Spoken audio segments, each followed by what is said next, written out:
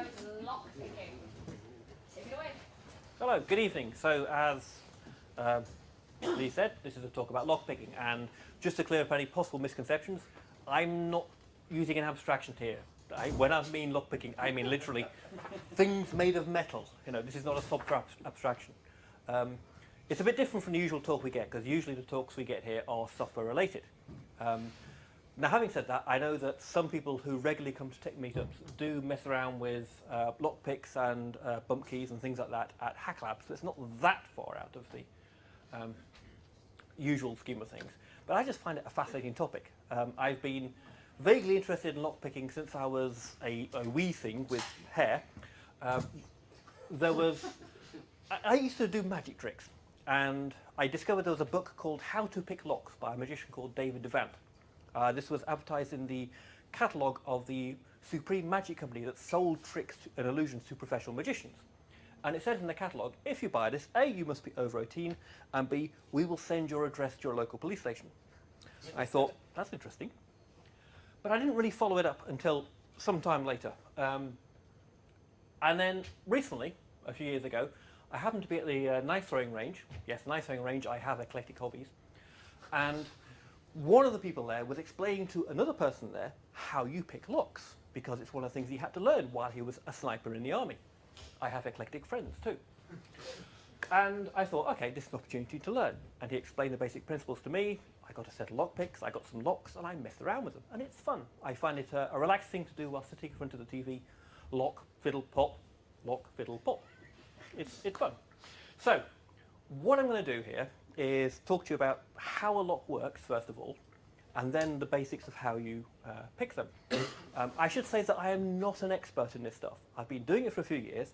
I don't practice nearly enough to actually be any good at it, certainly not competition level. But like I said, I find it fun.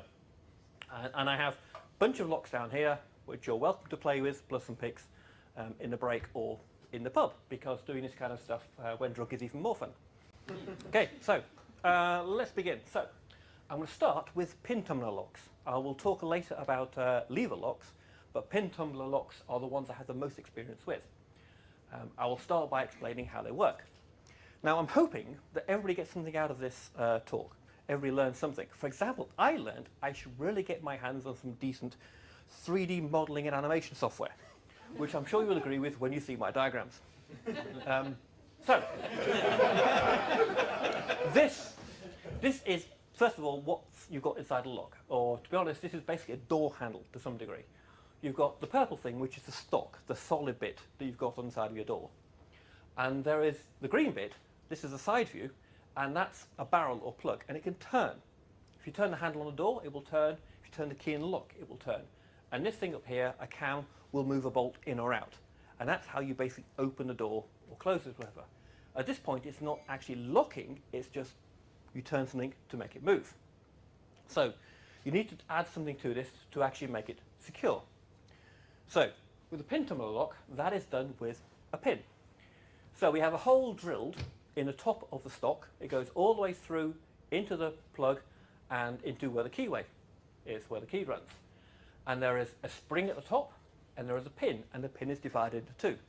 The top half, which is blue, is called the driver pin, because it drives the spring up and down, and the bottom half is called the key pin, because the key touches it.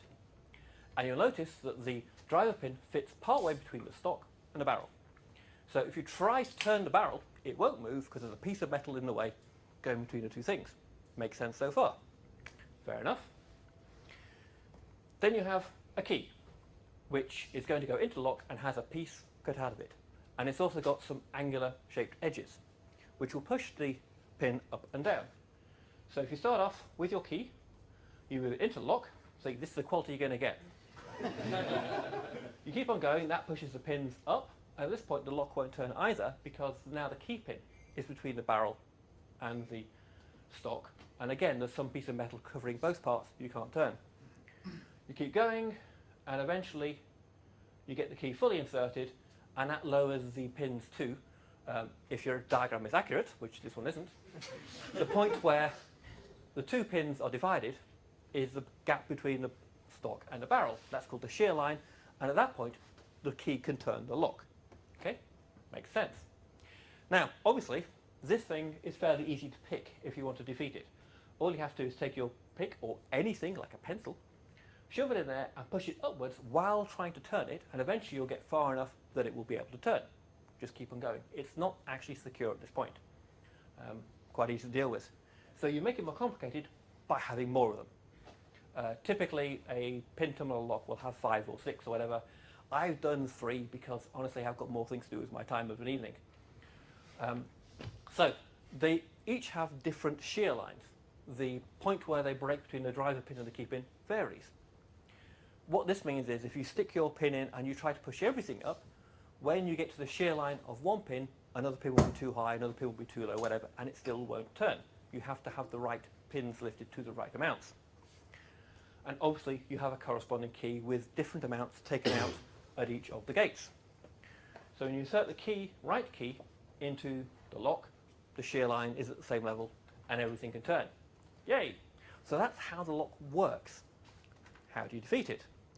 Well, in order to deal with that, we have to consider how the lock is built in the first place, which is engineering. This is a top view of the stock. There you've got holes drilled all the way down into the keyway, and you can see the top of the driver pins, and they're all fitting nicely in their channels. There is some imperfection in this engineering, though. Not everything is perfectly round, not everything is the right size, not everything is smooth all the way down upwards. So, if we exaggerate it slightly, we get something like that, where the holes are the same sizes, but the pins are different sizes. Now if you stick your key into the side of this lock and you try to turn it, what's going to happen? You can turn it very slightly, but not very far. That's what happens. You start turning a little bit, and what you're doing is trying to turn the plug, and you're jamming the pins against the side of the hole that they're supposed to move them down in. But because not everything is perfectly manufactured, one pin is going to jam before any of the others. That pin is stuck against the side of the lock. If you keep on applying pressure, it'll be held there. If you apply pressure and then try moving that pin, it won't move very easily because it's stuck due to friction. The other pins will move. That's the important information. That's how you tell what lock aspects you need to move first. It's all about the feel of the engineering intolerances. So, from the side point again, there is your lock with different positions and some kind of pick. You have something else like this. This is a torsion wrench, which you stick inside of the lock. So, there's one padlock. So that goes inside there, and if I apply pressure with my finger, I'm trying to turn the lock with my torsion wrench. And I stick a pin in, and I start poking around to feel what's going on.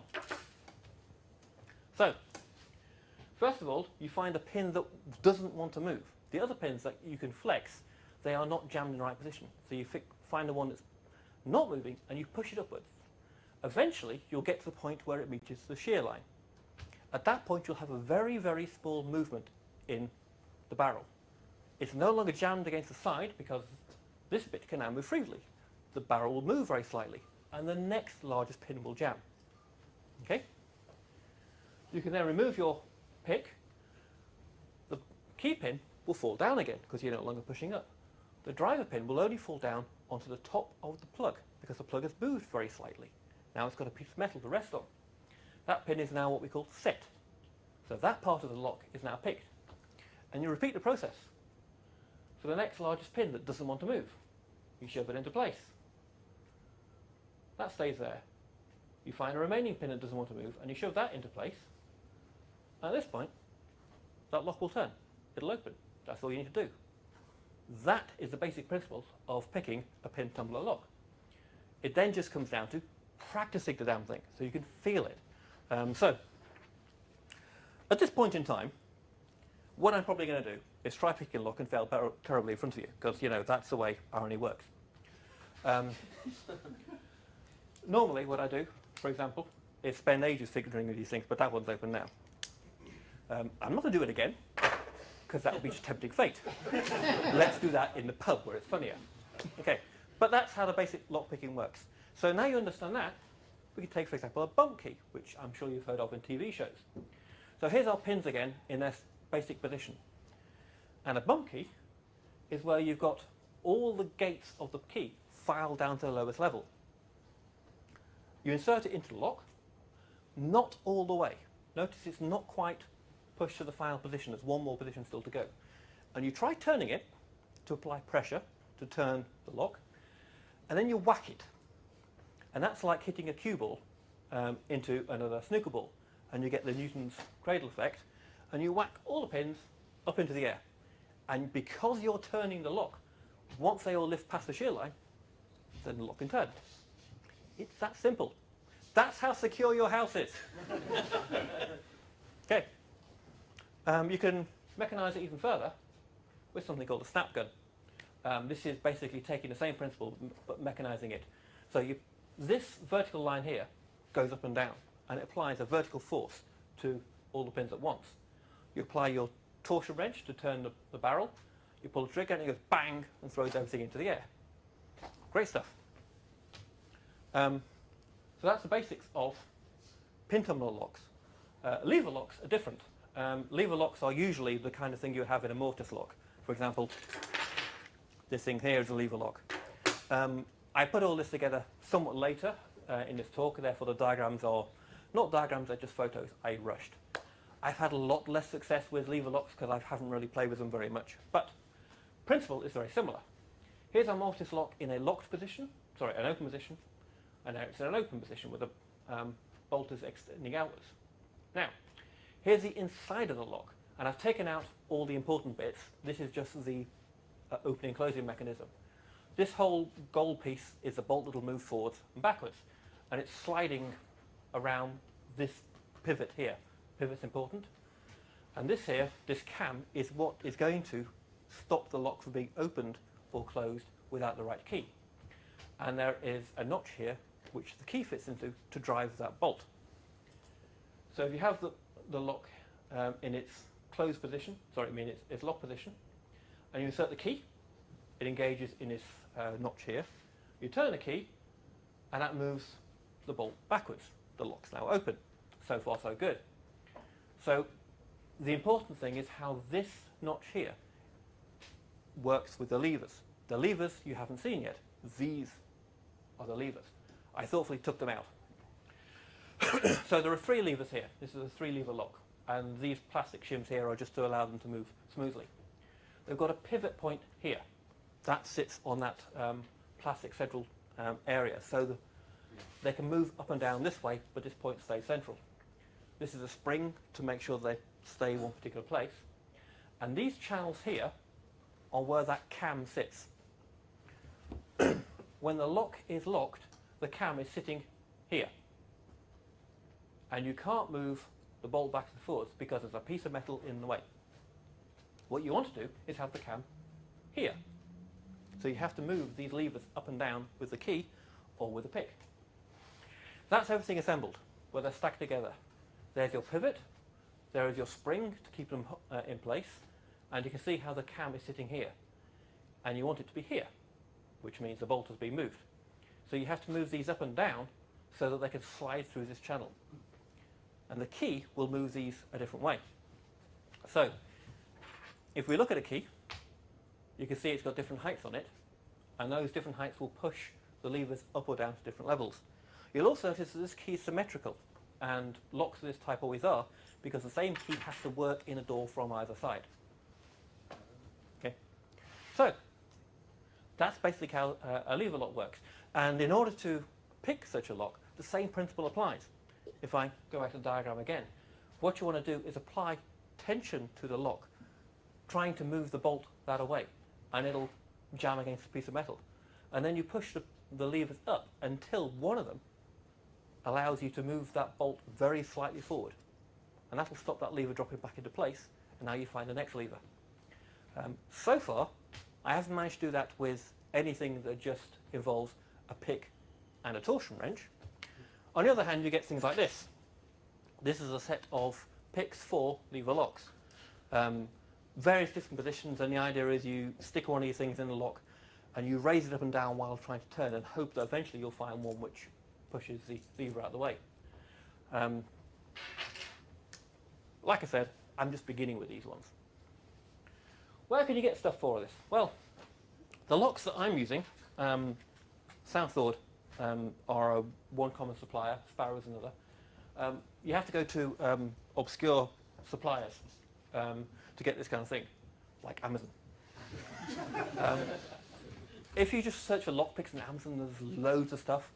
And not only will they give you lock picks, but they will also give you training locks, like, for example, this one, where you can see all the pins. This is another Yale lock where the sides have been drilled out so you can see what's going on inside, which makes it much easier to pick. There is a padlock with the same thing. And then this one where the entire thing is just encased in plastic. So you can see exactly what's going on. So, plenty of good stuff. But honestly, my favourite supplier for locks, for lock picking, is Timpson's. Because they're rubbish. Absolutely terrible locks, very, very insecure, and they're much easier to open, which is just frankly more satisfying. So if you're going to try this stuff, I highly recommend going to Timpson's, getting some of these big suckers with plenty of space inside the keyway to move things around, and practice with those. The smaller the lock gets, the less space there is to move around inside, so it's harder to learn the whole process. Padlocks are easier, because when you open them, they go ba-doing, which is A, quite satisfying, and B, a big clue. On the other hand, with Yale locks and mortise locks, it's just a lot harder to get things to move because they don't have a spring in there to begin with to open them. Yale type locks are also generally harder because of the wavy key shape. That's called a ward, and it's deliberately done that way to stop you sticking a pick down or up into the pins. So it's just harder. So I recommend Timpson's locks because they're crap. Good stuff. Resources, if you want to play with the stuff. I highly recommend Googling for lock picking overkill, which is a PDF written by this guy, Mike Solomon Gibson. It's very sweary. Every other word is fuck, but that's okay. And it just lays out everything that he could find on lock picking in one clear, easy to understand diatribe of filth. But it's good stuff. I recommend it. Alternatively, if you go to YouTube, then there's a guy called Charlotte Town who has a whole different course, effectively. Lots of nice short videos which explains everything from how the basics of the lock works to how a lock can go wrong, to how master locks work in apartment buildings, to the basic process that you have in a lock picking competition. But it's all good stuff. And so that basically is it. I have a bunch of locks here, I have some lock picks, and there's a beer place somewhere near here that we can try this stuff out if you want to. Enjoy. Are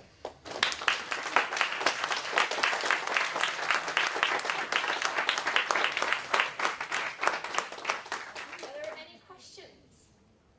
Question over there, sir. Do you sell better locks? And could this not become a great pitch for them? I'm a software person, so that's hardware question. So no, obviously. This is actually related, but now that you know what you know about locks, you said that a smaller lock is better. I didn't know that before. As in more secure. No, that's not what I said. A smaller lock is harder for you to pick as a practice thing. So what have you got any advice about how to So- secure your house? Well, my flat takes 6 keys to get into. To give you that idea. So with a lock these size, you've got much more space to play around it, using your torsion wrench and your pick. A lock this size, it's a lot harder to get a torsion wrench in there as well. But that assumes you need one, because you can just twist these things and push around, and eventually it'll open, because it's a much smaller, crapper lock as well. If you want a decent lock, then basically what you want is something expensive, ideally something with a very wavy keyway. That's what I would recommend. There is like the double barrel lock, there's a thing called the Curve, K-U-R-V-E, which is unbumpyable if you're that paranoid. So it's 70 quid. That's about 9 quid. Yes? Have you had any experience with unusual pin shapes, for example, mushroom or spools? Have you seen a big step up in the difficulty? Lord, yes. So this lock, for example, is entirely security pins. So the idea of, as I explained, of picking a pin tumbler is you push the pin up far enough so the lock will turn as it reaches the shear line. With a spool pin, it looks like a dumbbell vertically. So as you push it up and the top of the lock, top of the pin passes the shear line, that dumbbell shape allows the plug to turn very slightly and jams that pin in position. Then you have to figure out that that's what you're dealing with because you think you've got it in the right place, but actually the lock can't turn. What happens is if you try to push other pins, that is pushing the lock back into shape, and that will provide reverse pressure back on the tension you're providing. I am nowhere near good enough to detect that. I understand the principle, I just can't do it. So I've got an entirely transparent plastic lock there. I know that's what's going on, I still can't pick the damn thing. What are they called again, sorry? Security pins or spool pins. Spool pins are a specific type of security pin. Security pins can also be like they look like a normal pin but have lots of circular ridges cut in them so that they jam against the edge of the plug as well. Sorry, there was well, I think there was a question there first, or did you have your hand first? Have you tried picking your own home? In some cases, yes. But because I live in a flat and other people wander past me a lot, it's kind of embarrassing. On the other hand, my company did relocate offices recently, and we had a filing cabinet that had sat there for the 10 years we've been in the office, and nobody knew it was in anymore or where the keys were. So I got to open that with my picks. That was fun. Yeah. Presuming that you've got, foul intent of breaking in somewhere, presumably not many crimes are committed with lockpicks. Is just, breaking the block off a door generally a better way of getting entry to somewhere? Haven't a clue, honestly. Do you know that in your reading have you come across indication that this is used as a technique by anyone who does business? So the main thing to be aware of is that picking locks like this is through manipulation, and as a result, you're not damaging anything. So it means you can't tell whether someone's broken it. Yeah. Okay. So if you go back to safe cracking, for example, safe cracking, one way of doing it is to destroy the safe. That's kind of a clue someone's been there. If, on the other hand, you can open it through manipulation, then you can't tell that the security has been violated. The difference is one takes much longer than the other. This is why when police raid a house, they don't pick the lock first. They blow the lock out of the door and then storm in. So it depends on what your goals are. And honestly, I've never done a goal/risk assessment of burgling somebody. Never come up. I understand that. Thank you. Yeah. But can I just add, I used to do some security work, and social engineering is by far the easiest way to do it. On a related question, now you're giving this talk, are we all on some police watch list? One can only hope.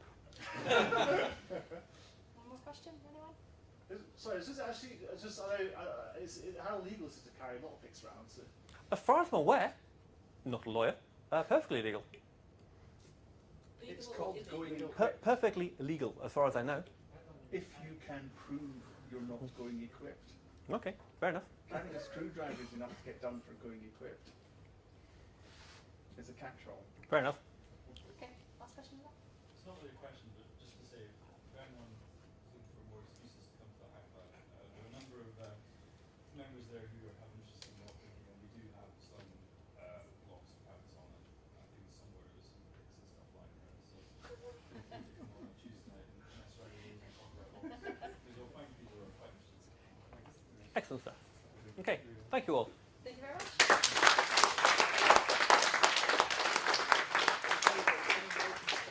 So Sorry? we'll take another 10-15 minutes if you guys want to grab another drink, use the lube, play with the locks, and we'll be for the next talk.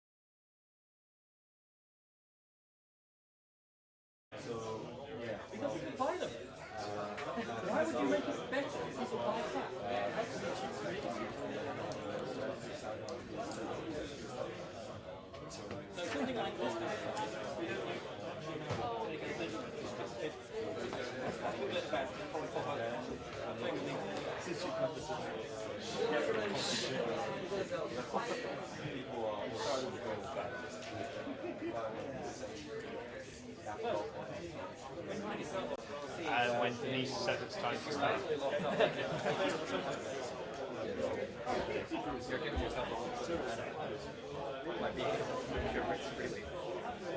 So the combination, it's a three-wheel combination, which means you need the first combination is three horses, the second twice, the third one is third.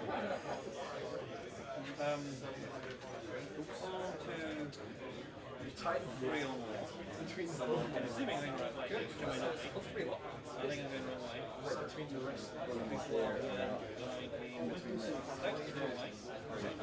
The other way. 22. 23. Personal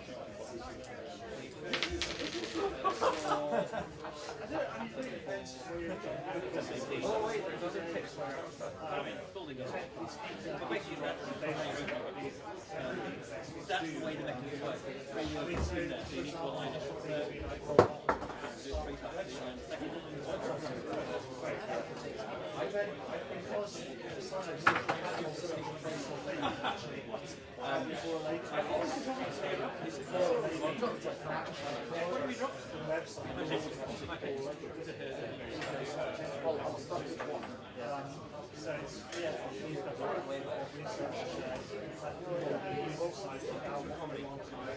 What drops the bar with that? Yeah, so basically,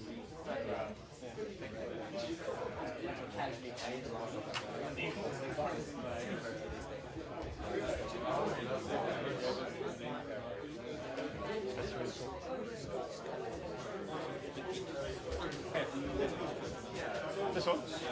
All right. Every single pin. Okay.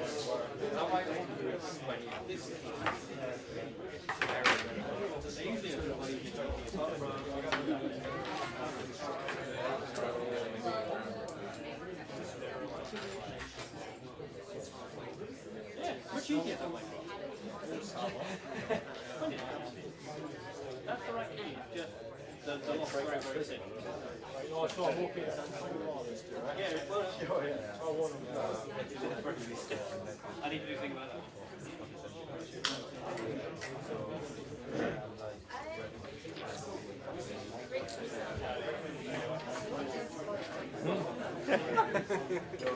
wait. Locked up.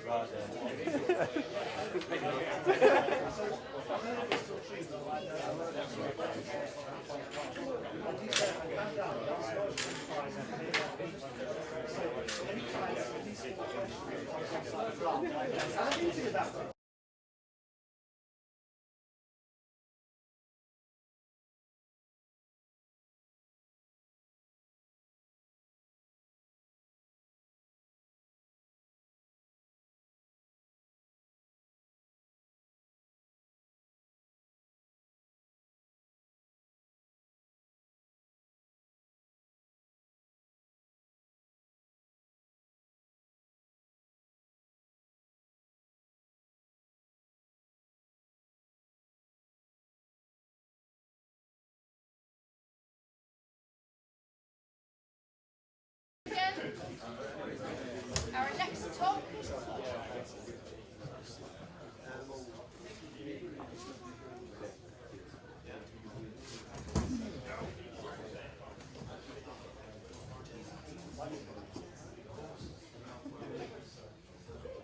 Alright, so our next talk is Alistair Hann, who's talking about stuff, and I'm sure he will explain what stuff means just now. Sure. So the slightly enigmatic stuff thing is because I had to use clickbait to get everyone to sit here before they knew what the talk was actually about. I model myself on the guy in the front of that photo. So what this talk's really about, the actual title, if I can get tech to work, is Godret's Logical Thinking Processes, which is a slightly less catchy talk title. But they're actually like a set of tricks you can use to kind of solve problems, and whilst a lot of them came from manufacturing, you can apply them to anything, which could involve like, from like I've seen people apply to like optimizing bits of software to optimizing software teams to whole companies to manufacturing. So they're just a set of little tricks that may be useful for people, and you might be interested to dig into them more or try them out. So who is this guy, Goldratt? Well, he's a bit of a dude. He's always seen smoking a pipe because he's back from the day when smoking was cool. And he studied physics, did a PhD in physics, and then went and worked for a kind of management consultancy type company. And he wrote a book called The Goal. And the company didn't really like the book, The Goal, but he took it to a publisher, and the publisher liked it. And then it sold a ridiculous number of copies, and people are still buying copies decades later, and made a big impact on manufacturing. And essentially, the book is a kind of this allegory. And has anyone here read The Goal or heard of The Goal other than me just mentioning it? Great, this is cool. Noobs. So basically, it's a bit painful, a bit, to be honest. It's kind of this like, it's a story of this guy. He's going to run a factory. If they don't improve, he'll get shut down. His marriage is breaking down, and he's like learning stuff from his old physics teacher. And it's pretty contrived, but it's very quick to read and comes across some really simple ideas. And the idea is that if you've got a factory and a manufacturing process, there's going to be a bottleneck, and that determines the flow rate of the entire system. It determines the economics of the entire plant, because not everything has to run at the same speed as the bottleneck. And whilst this is like a really simple point, I'll labour on it a couple of times. So when I say bottleneck, I'm thinking about something like a pipe, and the liquid at the end of the pipe doesn't go faster, it doesn't come out more because it's wider at the end. It's limited by the little bit in the middle. It's literally what controls the flow. And if you've got a factory and there's 3 stages in the factory, one can do 5 units an hour, one can do 2 units an hour, another can do 10. The whole system's going to run at 2, the speed of the middle one, because everything the whole system gets set by that. It just means that in front of that first one, work piles up, and afterwards the systems tend to be idle. Although what tends to happen is people try and run all their machines as quickly as possible all the time, so the things after it may not necessarily be idle, but you get inventory piling up. And the idea is, well, if that's the constraint on your system, you can you just focus on centering the entire business and things around that constraint, and don't worry about improving anything else. So rather than some essential lean processes which say you're trying to improve absolutely everything you do, well, actually, this gives you complete focus. Actually, we're just going to deal with this one particular situation. So I thought it'd be really flash and change the slides on my phone. I have to unlock it every time, which takes about 10 seconds. So that's a lose.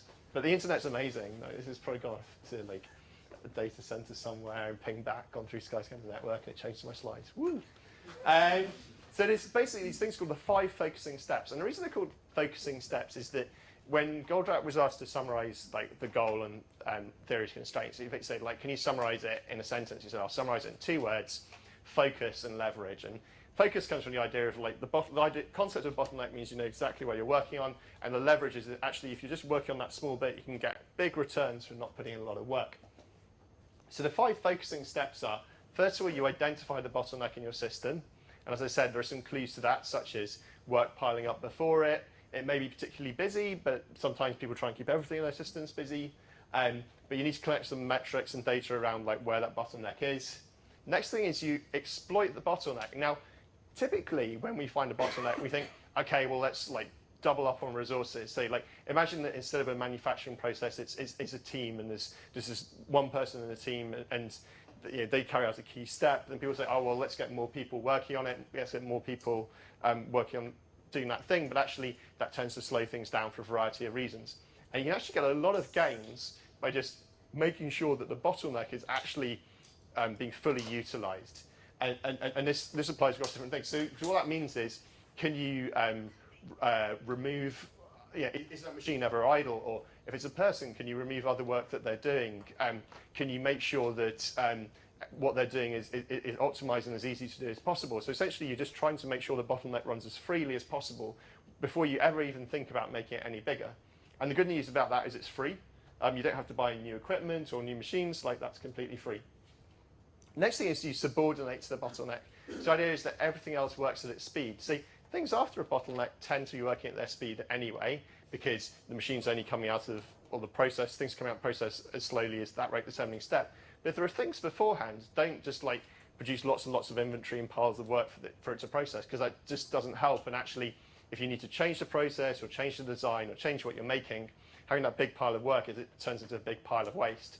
And if you look at the economics of your system, your value you're creating, whether it's shipping things from a factory or delivering features to a user, is essentially coming out in units of work, and that value isn't going to change. All you're doing is burning up more raw materials, or using up people's time when they could be doing other things that aren't necessarily related to that main flow. Finally, you can then think about elevating it. So you make the bottleneck bigger, so you get another machine, you do put the energy into cross-training someone to help with it, you do buy a bigger server for your build pipeline or whatever it is that's laying things down.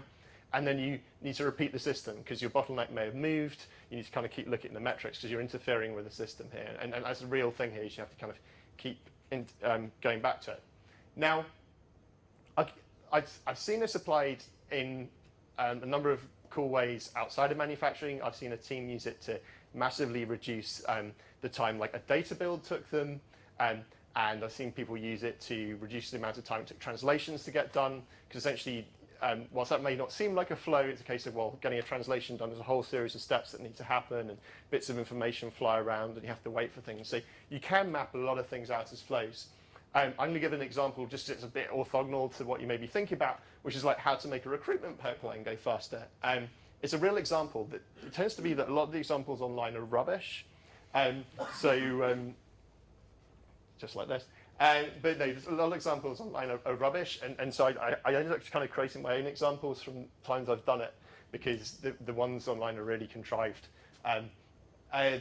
So if you can't read this, these are basically some of the steps you might have in a recruitment pipeline. I've made it shorter to make it marginally more legible. So you're going to create a vacancy, you need to write a spec, you might do a search for candidates matching that spec. You need to then filter that down. You might screen those candidates. You might do an online test for them. You need to set up an interview. You then have the interview. You have a feedback session, etc. And it doesn't include things like going and getting visas. So but this is our whole system. So we're going from like vacancy, I need to hire someone, to someone's actually sitting at the desk and potentially going to be productive for work. And with these kind of flow systems, you really need to be conscious of like the entire system and what the purpose of the system is and the goal. And the goal of this system is to sort of have someone engaged and able to do work.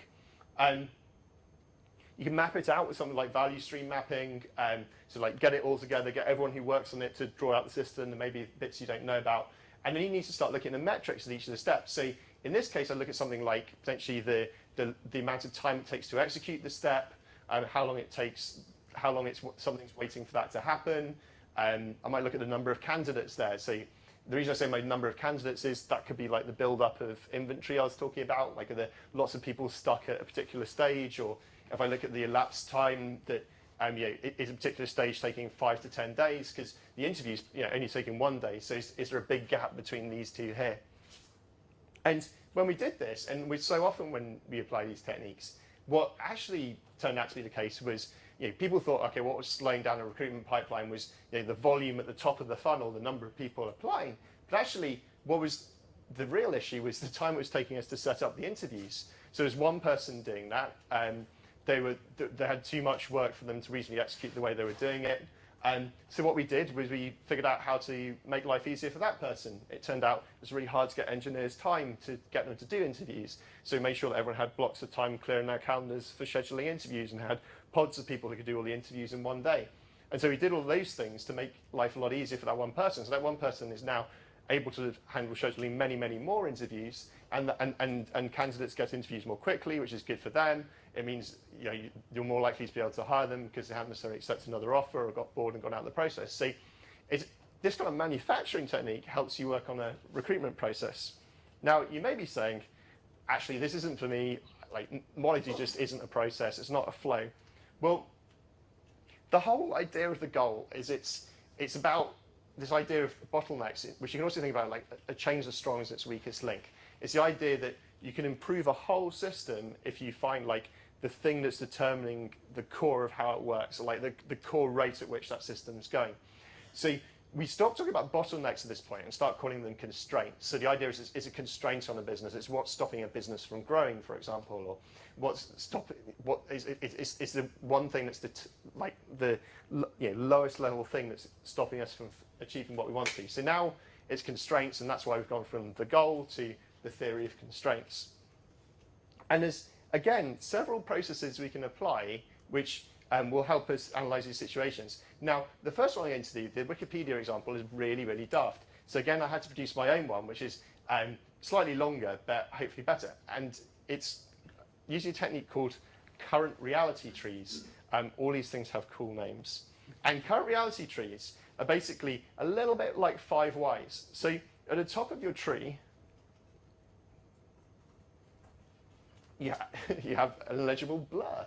And that illegible blur says UDE1, and that's called an undesirable effect. Undesirable effect 1. And this is an outcome, a bad outcome, and that you don't really understand why it's happened. And undesirable effect 1 there is the big feature is not in front of users, and undesirable effect 2 is months worth of effort has been wasted. So there's a team are pretty pissed off because they haven't, shipped their code. And it's just going to get wasted, and also like this feature is in front of users and we thought it was going to be useful. And we keep asking ourselves why. So, well, why hasn't it shipped? Well, we built the API, but it's not available. No one built the website, so it's not in front of users. Well, why didn't we build the website? And then we think about the website. It turns out there's multiple reasons, and the little ellipses are and statements. So there's a combination of factors. So there are 2 reasons why that part of the website wasn't built. One was there wasn't a design, and the other one was there was no one to build it, and that means the web team didn't build it and the API team didn't build it. So there's 2 and statements with the designer in the middle. So the design is kind of critical, but actually the feature API team could have built it, but they didn't, and they just expected the web team to build it. And then you can keep going deeper. So why didn't the website team build it? Why wasn't the designer? Well, it wasn't a big enough priority. Why wasn't it a big enough priority? And the value of the feature wasn't understood. And you could keep going, but I kind of stopped here because I was running out of room. And on the other side, well, like, why didn't the big feature API team do it? Well, it's really hard for them to change code in other people's code bases. And then we come on to, so you can go through this and eventually you get to like some root cause problems. And I think it's potentially more sophisticated than the 5 whys because you actually end up with quite a detailed map. You've got these and statements and or statements, and you can kind of it's a good diagram to bring in front of a team, try and validate it. Does this make sense to you? Is this logical? You can read it out. If you go from the bottom, it goes like, it was hard to make changes to the code base, therefore the big feature API couldn't do. So you go like therefore all the way from bottom to top, and because top to bottom. Oh, I'm going to unlock my phone again. So there's a technique you can use called future reality tree. That was a current reality tree. And it's basically saying, well, once you got to the bottom of that tree, you're probably going to try and fix that situation. But rather than just going gung-ho in with your solution, so let's say in the previous slide, we're going to say, well, it's hard to make changes to the website code base, so we're going to make that team write lots of documentation, get people doing pull requests, all the rest. Let's actually look at the impact of our actions. And so future reality trees, what happens is you change your undesirable effects into potentially positive effects. So big features in front of users, the team's happy because they've shipped some code. And the reason that happens is you make some injection, which combined with other things kind of neutralizes them, and that means that things can still happen. So if we go back to this example, I could make an injection down here that I was talking about making it easier to commit to the other team's code base, but actually that's not going to help matters, because if we look at the and statement, you also needed a designer, and that hasn't changed it. Whereas potentially if I eliminate that left branch, this branch doesn't even matter, because as soon as you eliminate 2 things that ANDed together cause this, because this is an or statement, then you can break the thing. Now, it's a very simple example, but the idea is you can think of an injection. Ooh, that was not expected. Doug, can you unlock the PC, please? There's a swipe wifey there. Whereas if I'd been clicking on the keyboard instead of there, that wouldn't have happened. I can't actually switch to clicking on the keyboard because this is the live mode. This is a URL that's kind of read-only. So, I'll not phone again. So basically, you make this injection, you can see what effect it will have. Maybe you need to make multiple injections because your injection will have an undesirable effect when you're working up through the tree. So this is, so basically, that was current reality trees and the idea of future reality trees. There's one more technique to share with you, and I'd love to have animated this, but it didn't work, so you have to bear with me. Essentially, we're going to work from right to left, and this is something called evaporating clouds. So Goldratt has this idea that if you've got like two conflicts within an organization or two groups who disagree, assuming that they are actually vaguely aligned on other matters, that if you compromise on that conflict, that's kind of a fudge, because conflict probably is actually based on some misunderstanding. So let's try and get to the bottom of the misunderstanding, where are the invalid assumptions, and then try and make progress from there. So with evaporating clouds is basically a way to try and reconcile these kind of deadlocked understandings. And like I know someone who used this to help his parents decide where to live, whether they want to be by the seaside or in London. There's a good Vimeo talk about that. If you Google like Vimeo, Laz Allen. I've known people apply it for things like, should I leave one job and go to another job? Like it's kind of, you can use it in your personal life or whatever. Obviously, this isn't a personal example. And so in this case, we've got the two things that are in conflict, hence the red line. And the idea is like, you might have one group of people saying, okay, we want to release really often, and this is what we're trying to do. And then there's this thing going on, well, there's extensive manual testing, which kind of gets in the way of doing that, because it's kind of stopping people from releasing often. So you've got this tension. And you go, well, so these are what people want to do. Well, why do people want to do that? Well, there are some needs they have to do that.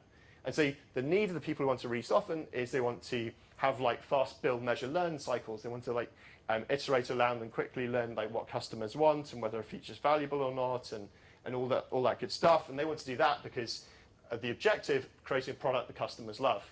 Okay, well, these people doing extensive manual testing, well, their need is to have a stable product, because again, that's what customers love. So we kind of, there is this unifying point, and it takes a while to produce these diagrams, but actually, like, once you've done it, you can then go through backwards and then try and figure out, well, do each of these things, are they like a logical syllogisms? Do they make sense? So, we have a product that customers love. For that, we need it to be stable. For that, we need it to be learning how to create it. Learning how to create it means we want to be pushing things out and learning from them frequently. For it to be stable, we want to have extensive testing. But then in this case, we'll say, well, actually, does it have to be? You could kind of see the fallacy. So you go, okay, well, it's extensive manual testing. So the tension here is actually this idea that the extensive testing is manual. Well, if we had extensive automated testing, then those things can live and can coexist. So it's a way of kind of going from a conflict to thinking about it. So you make an injection, and then you sort of move to the solution. So I'll give you one more example of these. Evaporating clouds, number 2. So in this case, we've got, and this is a real example, so you've got teams that are really, really focused on their metrics. They want to improve numbers, and they're focused on their metrics because they want to measure their impact. Why do they want to measure their impact? Well, they want to have a positive impact on their customers, and they want to be able to measure that. So they'll be like looking at this particular metric, can I increase it or reduce it? You've got other people who are like saying, well, we're not focusing enough on customer value, doing what people really want us to do. We want, that helps solve customers' problems, that makes people happy too. And again, if you backtrack through it and work through it, what comes here is the idea, where this breaks down is the idea that actually, if you had metrics that focused on customer value, then these two things are no longer in tension. So it turns out there were teams who did have metrics which really reflected customer value, such as like bookings and things like that. But other people who didn't have metrics that reflected customer value, which might could be a login rate, and therefore by changing things such that their metrics were aligned with customer value, then suddenly not only could they increase the login rate, but actually increase the metric, which has meaning here. So again, it helps drive these things out. So that's been super quick. There are other techniques available in the tool set.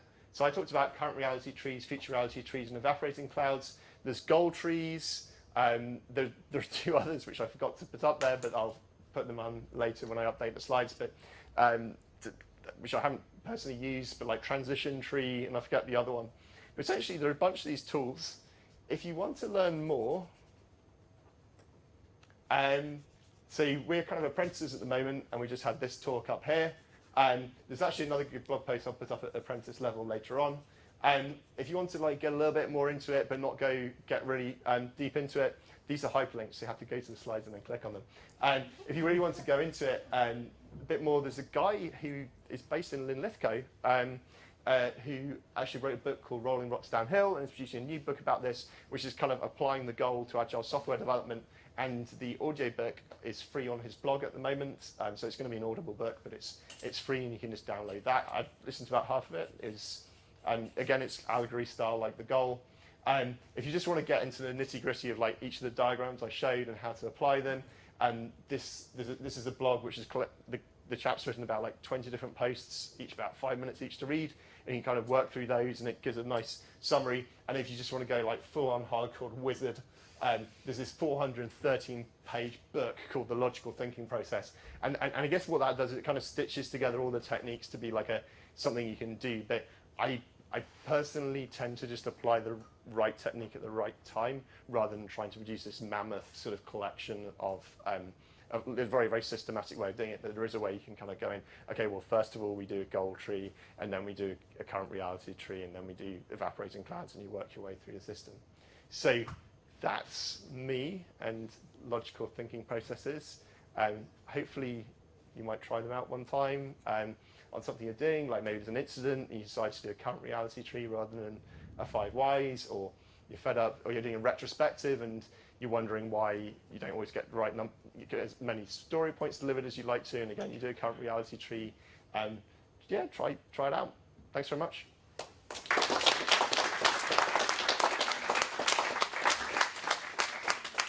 Anyone have any questions for Alistair?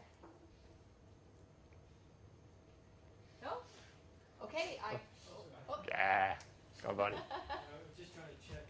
There's a concept in Japanese Muda, like eliminate waste. It sounds like it's this. Muda, was it? I forget the word. Yeah, there's like massive. There are people who are really good at talking about this side of things that I'm not, because they like properly understand what's lean and what's agile and what's Kanban and the rest. So there is definitely like heavy links between things, and also it's almost if you accept like the axiom, which is a theory of constraints, you can then derive a bunch of the other kind of aspects of lean. So for example, limited work in progress, you can derive from like applying theory of constraints and kind of iterating on it. Then it comes to actually you need small batch sizes in order to have the adaptability, and you shouldn't have work piling up. So that's limited work in progress, which could be a lean and can also be Kanban. But yeah, there's like big links and threads between them. Someone should make an epic infographic about it. Any more questions? Go on. So in our crypto space, we have this notion of like permissionless. So Bitcoin is permissionless, so anyone can innovate. Mm-hmm. And I'm just wondering if these problems at source arise because of the corporate rigidity that the software is being developed in, rather than the open source freedom to do what you want. I think as soon as you get collections of human beings, you get like disorder and things, and the more human beings you add, potentially the more disorder and chaos you get. I think. So I don't know if it's necessarily just corporations that have these problems. I think they manifest themselves in a much bigger way. But the interesting thing is that some of this stuff, I've seen it applied to quite small teams, which could just be a Scrum team in any business, but it'll just be around, all you need is like for someone to keep being interrupted, and then for them to be a critical part of your development process, and then like your story points stop dropping off and things. So I think you can get these things in smaller things. It's just the remarkable thing about these techniques is that whilst you can apply them to that team, you can apply them to like entire companies and corporations at like the highest level. Like, what is the goal of the business, which may be to make profit, and then what do we need to make profit? Well, we need to create more money than our costs. What do we need to create more money than our costs? We need good R&D and all these other things. And you can actually like really systemically work down from like the reason a company exists to actually what are the critical factors for that, what health are they in, and actually think about how to make a change. Whereas I think, if you took someone to a giant corporation and said, okay, increase the make that corporation better, you wouldn't know where to start. Whereas I think this just lets you kind of work at the problem, work at it until you can find something where you can make a difference. And ideally it's that kind of fulcrum where you can like make a big difference with leverage.